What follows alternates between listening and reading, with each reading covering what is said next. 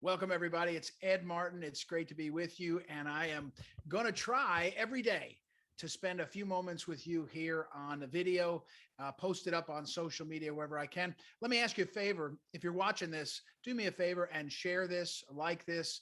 If you're watching on one of the social media entities that you can retweet it or share it any other way, do me a favor and do that. We're going to get the word out, have people check in on this. So what you need to know, each day on my radio show, go to proamericareport.com and you can listen to the segments there and sign up for the daily email. But we do a segment, the opening segment called What You Need to Know, the WINK, WYNK.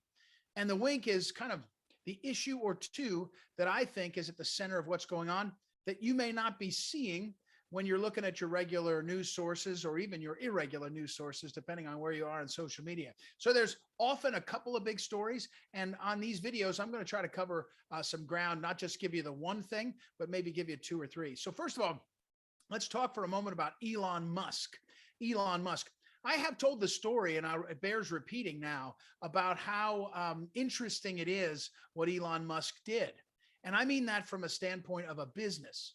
Because when you're a publicly traded company and someone comes in and offers more money per share by a lot, it puts the board of the publicly traded company in the position where they don't really have a choice. If the entity that makes the offer has the financing, in other words, has the money, the backing, then you sort of have to maximize the value. How do I know that? Well, the best example that I know sort of personally, at least from personal contact, was the sale of Anheuser-Busch, the great American beer giant that was based in St. Louis, and it was sold to a Belgian company. The Belgian company is called InBev, which today owns Anheuser-Busch, amongst others. InBev was a company based in Belgium. It had started in Latin America and rolled up a couple of big breweries, national breweries. I think Argentina was one. And then they went over to Europe and they bought InBev, which was a Belgian company, Belgian-based company that had some European brewers. So now you have a massive company, InBev. It turns around and makes an offer to publicly traded Anheuser-Busch. And I believe the offer was something like $72 a share for a stock, Anheuser-Busch, that was trading at about 54, something like that. The numbers are off, but it was not 5% increase in value or above value. It was like, 30%, something like that. Well, what I heard later from people who were in the know was Anheuser-Busch was in a position where, because InBev came in, they had the backing, they had the banks that gave them the money. They were in a position where they couldn't do anything but sell, in part because if you didn't sell and you fought it off, there'd be litigation that would say you did the wrong thing and you'd probably lose. So they sold. And, dramatically, the business of Anheuser-Busch, which had thousands of jobs in St. Louis and in Missouri and all across the country, it just changed dramatically. You could say it's good or bad. I think it's bad. People will argue that it's good and all. I think it's bad. And I think more importantly, we ought to have laws that protect American companies. And one thing that they did do, InBev was benefiting, because it was a European company, from better tax status in Europe, income tax, corporate tax, and America was way off balance. It was higher. They changed those laws under Trump and the Republicans. So, but my point is, Elon Musk was going to win that. He always was going to win. And in fact, it doesn't look like he had to negotiate many terms. It looks like he made a big enough offer that he was going to win. Now, here's my warning. I don't think Elon Musk controlling Twitter is going to solve many of our problems. Twitter is a cesspool of political and cultural fighting. That's true. And there's influence makers on Twitter, a lot of them in the mainstream media and a lot of them in the mainstream politics, establishment politics. But it's not where the majority of our people in America are being impacted. That's Amazon. That's Facebook, Instagram. That's TikTok, owned by the communist regime.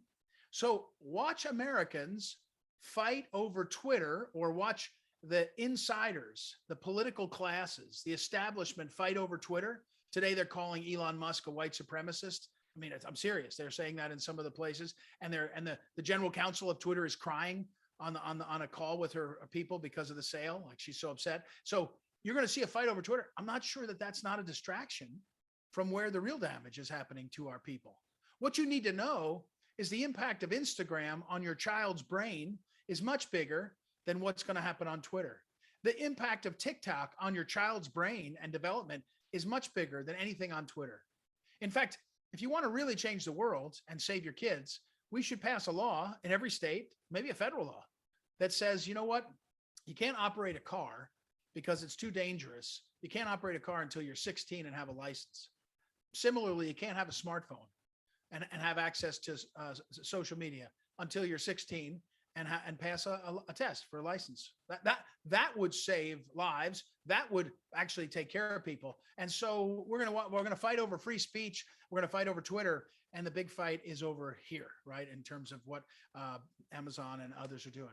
All right, what else you need to know? What you need to know on this is that you have to listen closely, and you almost can't hear it because the drums of war are just banging away. And we hear every day about how virtuous we are and how virtuous Europe is by pumping billions of dollars and giving weapons and technology to Ukraine. And what we don't hear is every day, you have to listen closer. I've been listening. We hear more and more sounds of Russia deciding that they're going to fight the world. I mean, I think we're much closer to World War III than we've ever been, honestly. At least since the end of the Cold War. Let's say it that way. That's more reasonable. But Antony Blinken, the Secretary of State of America, goes to Kyiv, and he's sitting in Kyiv with Zelensky and others. And meanwhile, 10 or 15 or 20 miles away, a ICBM from the Russians explodes and takes out a building. We're one mistaken launch away from being drawn into a war. And our government is so callously and to me, far too openly presenting our support for Ukraine. If we think we have to fight a world war for Ukraine, President Biden should convince us of that. Congress should convince us of that. They should come out and say that's what we need. What you need to know right now is Joe Biden is leading us into a world war, whether we like it or not, by his approach, by the billions of dollars we're giving, by the billions of dollars in not just aid, but in weapons. And we're not hiding it. If you're the Russians, you're looking up going, yeah, looks like you want to fight us. No defense of Russia. No defense of Putin here, describing where we're going. What you need to know is you can be talking about Twitter over here. There could be a world war. I joked with somebody. It's a very sick and twisted joke in a way. It's like driving around Kyiv with Archduke Ferdinand in an open car. In other words, Archduke Ferdinand was murdered and began World War I. It was just a spark that set things off. It was an incident that was utilized and was taken as an attack that led to world war.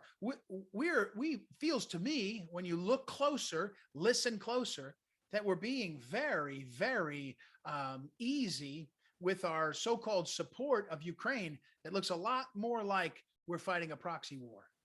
And if you start to win a proxy war against a nuclear power, it's going to escalate. That's how it works. Nobody thinks differently.